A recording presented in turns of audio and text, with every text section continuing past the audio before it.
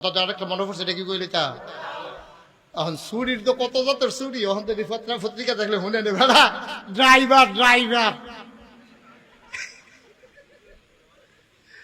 আমরা ভাইয়া মানে যখন ড্রাইভার বিচারবো বিয়া বনের লেগে ভালো ভালো হুজুর বুইয়া এই অ্যাডভোকেট স্যার, তারপরে ইঞ্জিনিয়ার ডাক্তার ভাইয়া মানে কেউ এর বিচারতো না, বিচারবো ড্রাইভার কাটা সরকারি চাকরি। কারণ ড্রাইভারের বউ যেমনি স্বর্ণ গলার দিয়ে আটতে আছে আপনাদের সব, এমনি কোনো ইঞ্জিনিয়ারের বউ, ডাক্তারের বউ, অ্যাডভোকেট সাহেবের বউ কোনো এমনি স্বর্ণ দিয়ে আটতে পারে না, ঠিক কিনা কও? কারবারটা কি শুরু হয়েছে ভাই সাহেব? চুরি করতে করতে সব একটা যে চুরির ধরা পড়ছে তারে বান্দা বুন্দা কোর্টে নিচে পরে জজ সাহেব জিজ্ঞাসা, তুমি কি চুরি করছো? কয় স্যার কিচ্ছু চুরি করছি না। কয় তো কিচ্ছু চুরি না করলে তোমার এখনো হুদুদি আনছে, এখন তোমার নামে হুদুদি মামলা হয়েছে, কি চুরি করছো কও? কয় স্যার একটা দড়ি চুরি করছি। সেই সমাজের মানুষকে এত খারাপ, একটা দড়ি চুরি করার চুরি কি দরকার? দড়ি নিচে আবার কামড়া দিয়া লাগবে না, ওই নিলে নিচে আর কি, দড়ির লিখে মামলা দিয়া লাগছে। তুমি একটা দড়ি চুরি করছো আর ফলে মামলা হয়ে গেছে তোমার নামে। কয় স্যার দড়ির মাথাতে একটা গরু আছে।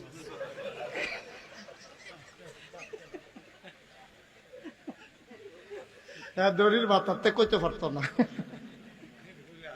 হ্যাঁ দড়ির মাথার দিলে একটা গরু আছে, গরু চুরি করছে এটা, তাই বলে দড়ি চুরি করছে। আরো সহজ করে কই, মনে কষ্ট নিয়ে না, বুঝনের লেগে কই। আপনি মনে করেন একবার আরে ভোট দিয়া মেম্বার বানাইছেন, এবার যদি গম চুরি করে কিছু সব যে আপনি পাইবেন এটা আশা করেন নি। ওমাকে এবার সব করলে যেহেতু আপনার ভোট এবার মেম্বার হয়েছে, সব করলে এবার আপনি পাইবেন। এবার কোন এবার কিছু গোনা করলে আপনি কিছু ভাগ পাইবেন, আন্তাজ হয়নিও আপনি পাইবেন। আপনার বুড়ে এবার হয়েছে, এবার যে খারাপ মানুষ আপনি জানেও যদি এবার মেম্বার বানাই থাকে, আপনি জানেন মেম্বরির আগে তে গরু চুরি করে লায়, দড়ি চুরি করে লায়, তে বাঁশ চুরি করে লায়, গাছ চুরি করে লায়, আর হেতে বুঝি মেম্বার হইতে পারলে গম আর ইট চুরি বন্ধ রাখবো। আপনি জানেও তার মেম্বার। আপনার নমুনা এই কারণে রয়েছে। আহা আহ হাই সহজ কথা, কোনো পক্ষপাতিত্ব না, কোনো দলবল না, ওখানে সহজ কথা না। আপনি একজনকে ভোট দিয়া মেম্বার হোক, চেয়ারম্যান হোক, মন্ত্রী হোক, এমপি হোক, প্রধানমন্ত্রী হোক, রাজা হোক, বাদশাহ হোক, একজনকে বানাইছেন, হেবাড়ায় যদি গোনা করে এই গোনার ভাগ আপনাকেও পাইতে হবে। সহজ হিসাব, আমি কইলেও পাইবেন না কইলেও পাইবেন, দুলা লইয়া থাকেন বাঘের লেগা টেনশন করেন না যে আমি কইছি আর লেখা পাইবেন না হলে বুঝে পাইতেন না, না না না না, আপনি ভাগ পাইবেন পাইবেন, এতে কোনো সন্দেহ না। মুসলমান বাতিলের সামনে ইমানদার কখনো মাথা নত করে না, তারা চিন্তা করে দুই দিনের কয়েকদিনের দুনিয়া, আমি কি সারা জীবন থাকবো নাকি, কি করব দুনিয়া দিয়া রে ভাই। বাড়ির জায়গায় বাড়ি পড়ে থাকবে, ঘরের জায়গায় ঘর পড়ে থাকবে, সব থাকবে রে ভাই, একদিন আমি আর তুমি থাকবো না, ঠিক কিনা? কষ্ট করে ঘর বানাও, ঘর বানাইতে গিয়া তুমি জুমার নামাজও কাজা করছো, জুমার নামাজ তুমি কাজা করছো। ও মায়েরা, ঘরের ফিরা লেপটা গিয়া তুমি কত জোহরের নামাজ, আসরের নামাজ এক লগে পড়ছো। আব্বা, ও মুরব্বী আব্বারা, ও কলিজার টুকরা যুবকেরা, আমি তোরার দূরের মানুষ না রে, আমি তোরার নিজের মানুষ। আমার কলজা তোরার লাগিয়া যত মায়া, ঢাকাইয়া হুজুর সিটাগাঙ্গা হুজুরের এই মায়া থাকবে না, ঠিক কিনা?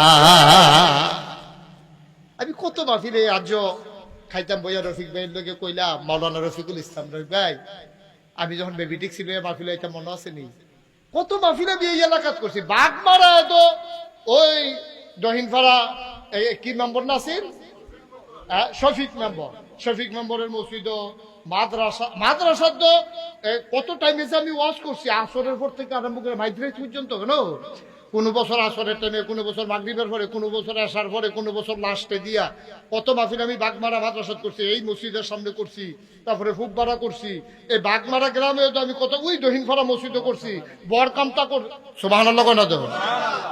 আমি আপনার লগে চলতে চলতে আপনার লাগে যে মায়ারা লাগছে, এটা কোনো আরেকবার হাত খাই এই মায়ারা লাগাইলেতে হতো না। পারবো না? কথা না পারবো? এই যে গরমের দিনও মানুষ ঘরের গঞ্জি খুললা শার্ট খুললা মানুষ আডে বাতাস খায়, আরাম করে, আনন্দ করে, ফুর্তি করে, এটা কোনো বাংলাদেশ ওয়াজের সিজন না। আপনারা কতটুকু, আমি আপনাদের কদ্দুর মহব্বত করি, আপনারা আমাদের কদ্দুর মহব্বত করে, এটা কোনের জিনিস নাই। তৃতীয় একজন ইয়ে দেখলে কইব গরমের ভিতরে তোর আর কি কোনো কাম নাই রে, এত মানুষ মাহফিলে হয়েছে কীর্তি সুবহানাল্লাহ কেন তো? এবার দরদ নিয়ে দুটা কথা কই, মন দিয়ে শুনেন, খেয়াল করে শুনেন। বাড়ির জায়গায় বাড়ি থাকবে, ঘরের জায়গায় ঘর থাকবে। এই ঘর উড়াইতে গিয়া তুমি কম মেহনত করছো না। জমার আজান দিছে, জমা জমা শুক্রবার, এমন কোন জোহরের নামাজ না বেলে পরে ফইরালাম। জমার আজান দিছে, জমার নামাজ হয়, ঘরটা তুলন লাগবো, তাড়াতাড়ি মেস্তুরি বইয়া থাকবো, নামাজ পড়লে সার বড়ি বেরিয়েতে বুদ্ধি দিছে। আপনি নামাজ করেন খালি, নামাজ তো সামনে শুক্রবারও পড়ন যাবো, মেস্তুরি তো থাকতো না, বুদ্ধি তোমারে ধরছে। তুমি 5 ওয়াক্ত মসজিদ নামাজ পড়ুন না বেড়ায়, জমার নামাজ ছাইরা দিছ। আমার আম্মায় লেপতো গিয়া, ঘরের ফিরা লেপতো গিয়া কত জোহরের লগে আসর মিলাইয়া পড়ছে।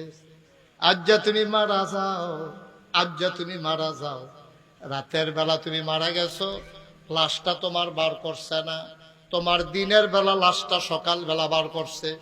তোমার ফুতে সৌদি আরবে থাকে, হেতে ফোনে খবর পাইয়া কইছে, আম্মা আব্বারে রাখেন, অনেকদিন হয় দেখতে পারি না, আমি ইমার্জেন্সি টিকেটের ব্যবস্থা করছি, আমি যেমনে পারি আমু, চিন্তার দরকার নাই। লাশ দগরের তেবার করে লাইছে, ফলায় ঢাকাইয়া ল্যান্ডও করছে।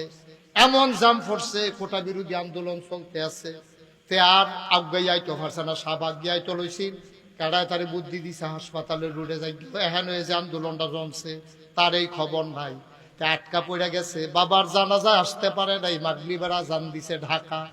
তো ফোন করে মারে গো, আম্মা ও আম্মা, আকাশের অবস্থা ভালো না গো আম্মা, আব্বার লাশটা ঘরে নিয়ে রাখো,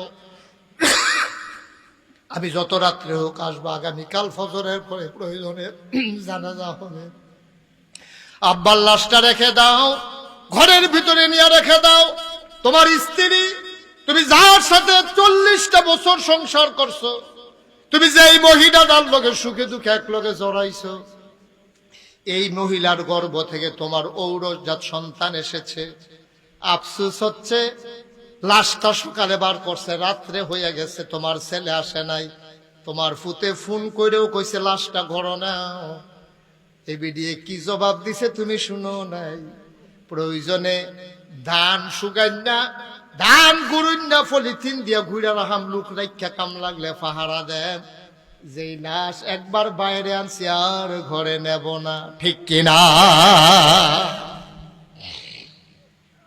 এই ঘরটা তুলতে গিয়া না তুমি জমার নামাজ কাজা করছিলা? এই ঘরটা তুলতে গিয়া না তুমি জমার নামাজ কাজা করছিলা? এই সংসার সাজাইতে গিয়ে তুমি কি না করছো? নিজের ফেডারে খানা দিছো না, ফিডারে বিছানা দিছো না, রইদে ফুইরা ফুইরা কাম করছো তোমার মতো বেড়ায়, একটু আরাম করছো না তুমি? আজ যে তোমার লাশটা বাড়িলো দেখে বিলে আর গড়া যাইতো না। এই তো জীবন, জীবনটা দূরে তো কি রঙের গোড়া আমরা দৌড়াইতে আছি, চিন্তা করে দেখছেন আমরা কি রঙের গোড়া দৌড়াইতে আছি? আর আমার ঘর, আমি মরে যাওয়ার কারণে আমার লাশটা বাইরে নিল দেখিয়া রাইতে বিলে ধান গুরুন্ডা পলিথিন দিয়ে আমার বিলে গুইরা রাখবো, কামলা রাইতে বিলে আমার পাহারা দিব, আমার লাশ বিলে ঘর ঢুকতো না। এইটাই তো জীবন। জীবনটার কি দাম আছে? অথচ এবার আসা তোমার ঘরটায় তোমার লেগে কান্দে না, তোমার বউয়ে তোমার লেগে কান্দে না, ফুতে বিদেশ তাইলে লাগবে, লাশ দেওয়ার ঘরও ঢুকছে না। কিন্তু তুমি আজকে মারা যাও, এশার নামাজ পড়ে মারা গেছো, ফজরের সময় মসজিদ কান্দে, সুবহানাল্লাহ কন্যা দি, হাদিস হাদিস, মসজিদের দেয়ালগুলা কান্দতেছে, তুমি আর আমি তো দেখি না। ফেরেশতায়ে জিগায়, কিরে মসজিদ কান্দুস কিরে? মসজিদে কি তা কই শুনবা? এশার সময় মানুষটা ছিল, ফজরের সময় তো মানুষটারে দেখি না, এই জন্য মায়া লাগতে আছে, কান্দতে আছি। সুবহানাল্লাহ কয় না? এশার নামাজে জামাতে পড়লো, ফজরের সময় মানুষটা নাই, গেল কই গেল কই। এই জন্য মানুষটার জন্য কাঁদতে আছি। হাদিস শরীফে এসেছে, তিনটা জিনিস কিয়ামতের ময়দানে তোমার জন্য সুপারিশ করবে। এক নম্বরে হইল রমজানের রোজা, কোরআনুল কারীম আর তোমার মসজিদ। আমি খুব খুশি হয়েছি, আমি এর আগে যখন ভাই, এই যে ভাই একটু বসেন, আমরা শেষ করে একসাথে চলে যাবো, বসেন, সমাজটা নষ্ট করেন না। দেখছো বড় লালামেরে বলবি না তুই। আমিন কর। আমরা কি কেউ ব্যাপারের মতো উঠটা জাগা লাইরা বয়া তো বইছে ভালো মানুষ তে এইরকম এতে অন্যান্য মাহফিলও তে বিভিন্ন জায়গা লাইরা তো এক জায়গা থাকতে পারে না, জায়গা গরম হয়ে যেত। তে বাই তো ঘুমাইছে, সন্ধ্যা রাত্রে এক ঘর, মাইক রাইতে আরেক ঘর, শেষ রাইতে উড়ে আরেক ঘরতে লরিণ্য অভ্যাসটা।